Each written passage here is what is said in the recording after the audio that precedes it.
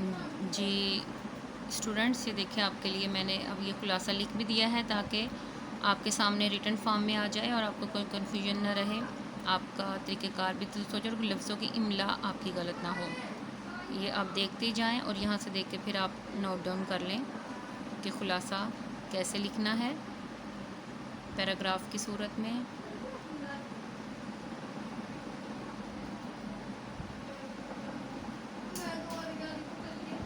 ठीक है, ये एक सफ़ा हो गया।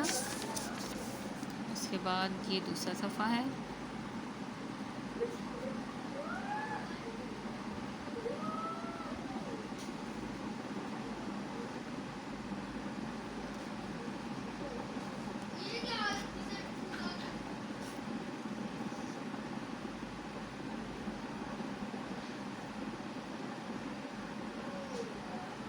और उसके बाद ये देखें,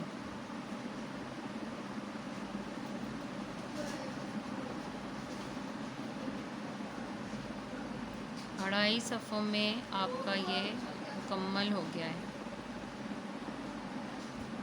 हमने 2 अढ़ाई से ज़्यादा नहीं जाना होता। 5 नंबर का खुलासा है और पेपर में हमने नंबरों के हिसाब से ही सवालों के जवाब भी करने होते हैं, तशरीहात भी करनी होती हैं, खुलासा जात भी करने होते हैं। और हमने इसको ऐसा मर्ज किया है ये सारे सबक को कि सब बातें भी आ गई हैं ज़रूरी। एक दफ़ा फिर देख लें।